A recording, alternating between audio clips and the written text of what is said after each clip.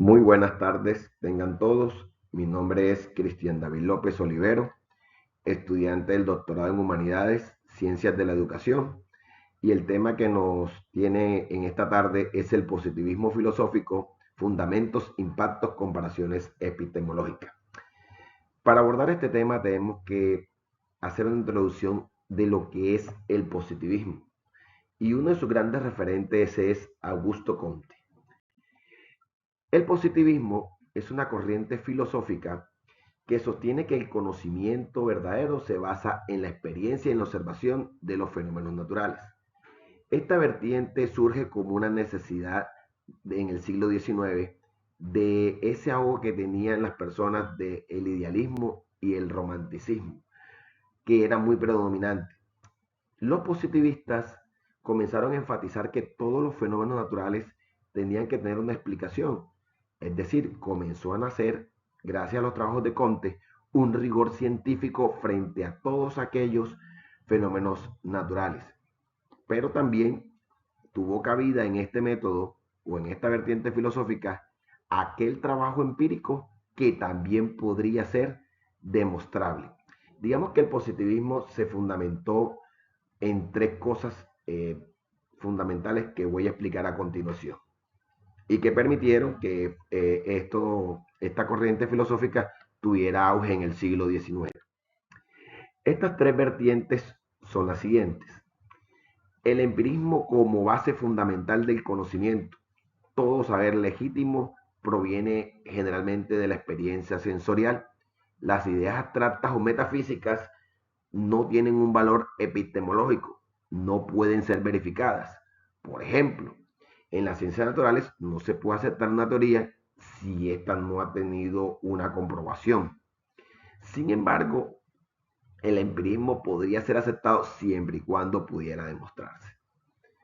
El método científico, que es un fundamento, digamos que de los más importantes, o es exclusivo del positivismo, se basa en que todo conocimiento que se construye a través de la observación sistemática, a través de la formulación de hipótesis, la explicación de teorías, a través de la indagación, la experimentación.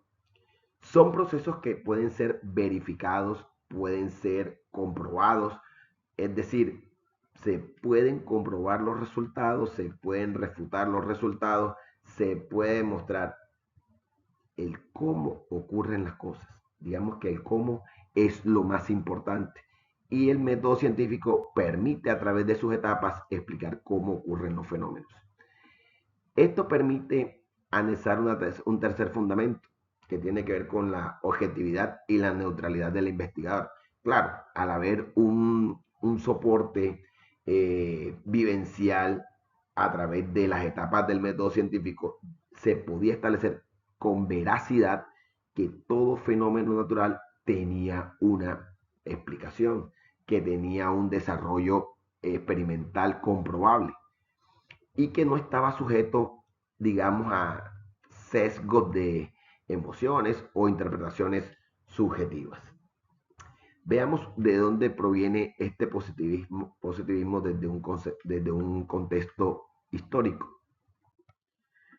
El positivismo surge como una necesidad de dejar el romanticismo y el idealismo atrás, pero también fue impulsado porque nace cuando la revolución industrial comienza a tener auge en Europa y también permitió el desarrollo a la par de las ciencias naturales. Augusto Comte como uno de sus grandes referentes, influenciados por pensadores como David Hume o Francis Bacon, buscó aplicar el método científico desde la filosofía, desde la sociedad, y esto permitió que el trabajo industrial y el trabajo desde las ciencias naturales tuvieran un mayor rigor científico.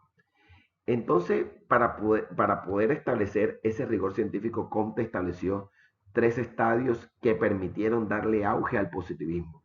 ¿Cuáles fueron esos fundamentos o tres estadios de Comte? Son los siguientes. El primero, el estado teológico. El estado teológico parte o tiene como característica que parte de los fenómenos naturales, pero que no tenían una explicación o un rigor científico. Por ejemplo, la gente o las personas creían que los rayos que caían de un proceso natural eran el resultado de la furia de los dioses. Es decir, se atribuía en la teología o en el estado teológico que todos los fenómenos naturales eran causados por las divinidades o por seres superiores. Y esto fue porque, digamos que este estado teológico tuvo unas subdivisiones que atribuyó algunas cosas, por ejemplo, el fetichismo, objetos que permitían calmar la ira de los dioses, el politeísmo, creer en más de un dios para solventar las necesidades del hombre, por ejemplo, el dios de la lluvia, el dios de la siembra, el dios del clima, el dios del amor, entre otras cosas.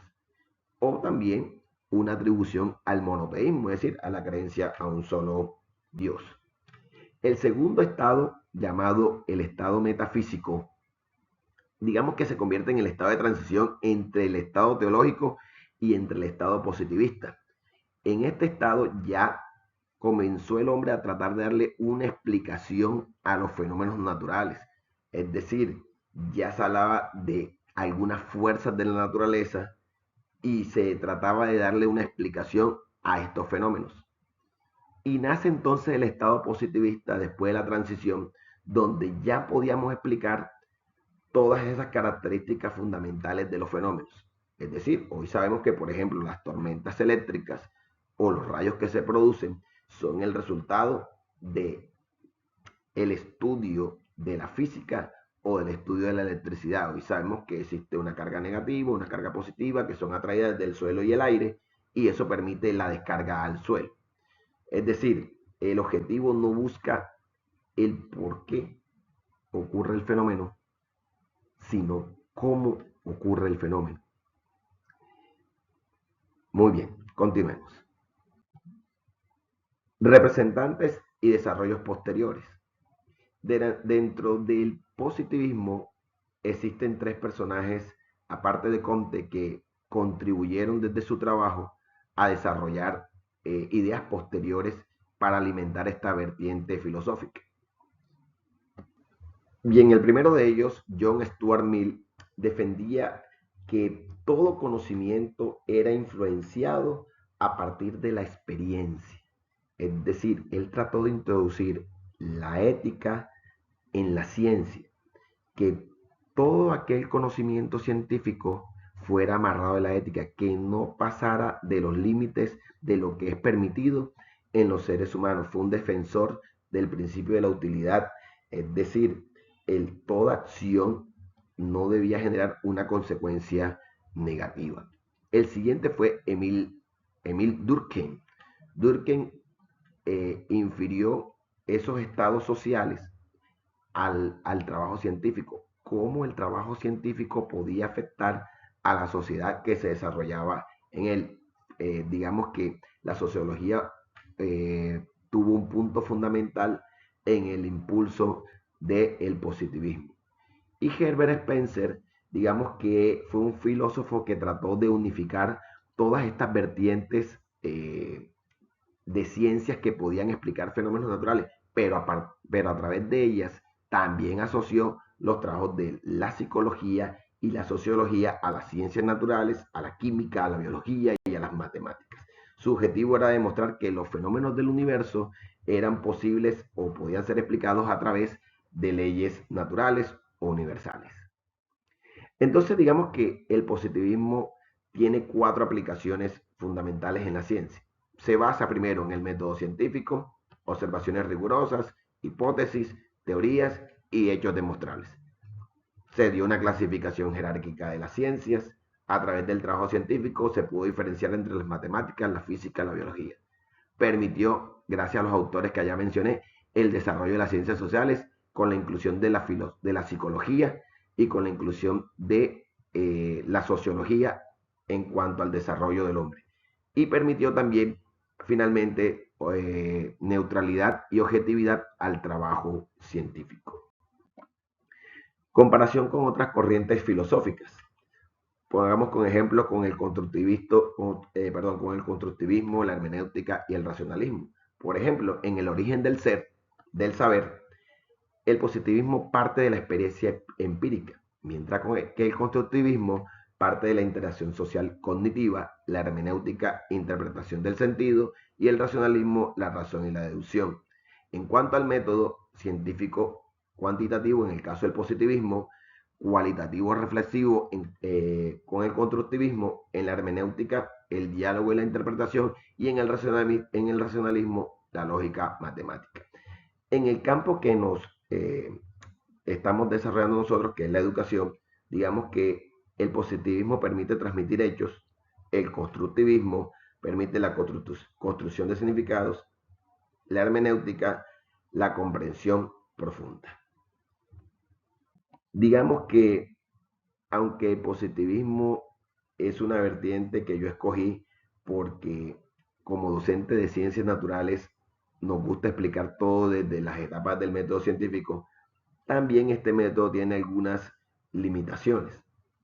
Este método fue criticado por su reduccionismo al ignorar aspectos no cuantificables de la experiencia humana. También se le ha cuestionado por su supuesta neutralidad, ya que algunos argumentan que la ciencia está influenciada a veces por contextos sociales e ideológicos. Vigencia actual del positivismo. En la actualidad el positivismo sigue influenciando en la investigación científica y tecnológica, en la educación, por ejemplo, en la ruta STEM. Sin embargo, ha evolucionado hacia otro enfoque más flexible, menos riguroso, que acepta lo abstracto o las experiencias significativas sin el rigor científico, y a esto se le llamó pospositivismo. Y finalmente los dejo con esta reflexión final sobre el positivismo. La voy a leer textualmente. El positivismo ha dejado una huella profunda en la filosofía y la ciencia, promoviendo un enfoque riguroso y sistemático. Para el conocimiento, su legado nos invita a reflexionar sobre el equilibrio entre lo empírico y lo humano. Finalmente, para el desarrollo de este trabajo, yo utilicé estas referencias bibliográficas y espero que haya sido de agrado esta explicación acerca de lo que es el positivismo y cómo este permitió el auge de las ciencias naturales, la sociología, la filosofía y la psicología. A todos, una feliz tarde. Gracias por su atención.